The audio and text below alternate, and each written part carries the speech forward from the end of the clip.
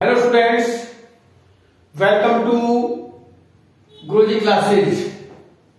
Today our topic is the poem Fire and Ice, which is written by the poet Robert Frost.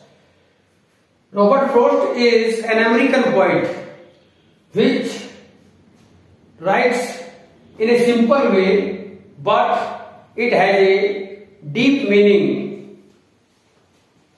In this poem, the poet tells us that if the world destroyed, how it will be destroyed.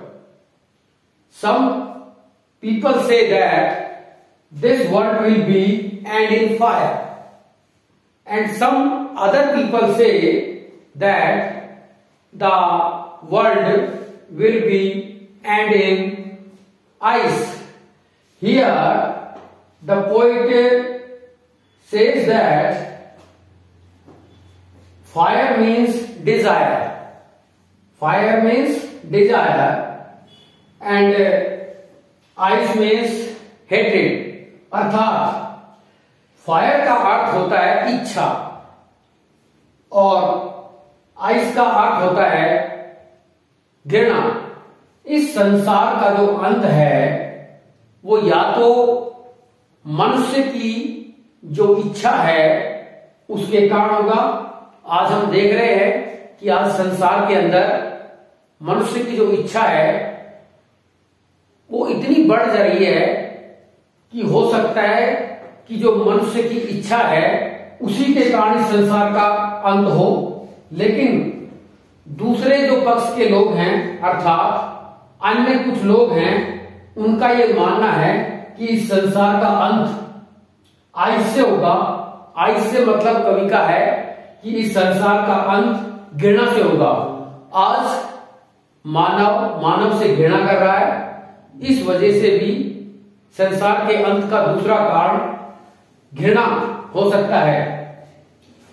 इस कविता के अंदर जो कवि है वो उन लोगों के साथ है जिसके अंदर जो लोगों का ये मानना है कि संसार का अंत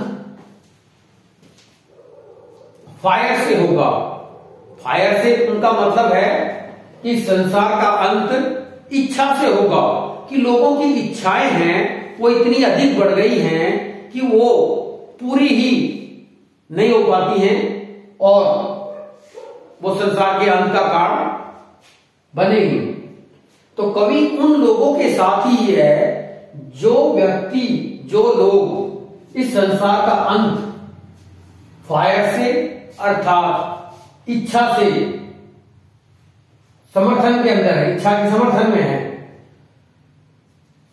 कवि का यह भी सोचना है कि यदि इस संसार का अंत दो बार होता है तो कवि का ये समझना है कि मैं घृणा के बारे में पर्याप्त रूप से जानता हूं, मैंने इसको पर्याप्त रूप से महसूस किया है और इस पृथ्वी का, इस संसार का जो अंत है उसके लिए जो बर्फ है एक बड़ा कारण हो सकती है और इसके लिए, इसके अंत के लिए वह काफी पर्याप्त रहेगी और इसके उद्देश्य में पूर्ण रूप से इसके नष्ट होने में उसका योगदान रहेगा। Now we are taking stanza. Some people say the world will end in fire. Some say in ice. Robert frost इस कविता के माध्यम से हमें संसार के अंत के बारे में समझाने का प्रयास कर रहा है कि कुछ लोग कहते हैं कि संसार का जो अंत है वो इच्छा से होगा, अर्थात इच्छा रूपी मृग तृष्णा से होगा।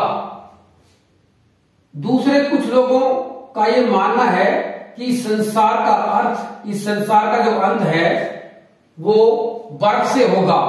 बर्फ से कवि का अर्थ है घृणा से। From what I have tested of desire, कवि कह रहा है कि मैंने इच्छा के स्वाद को काफी चखा है, अर्थात मैंने इच्छा को महसूस किया है।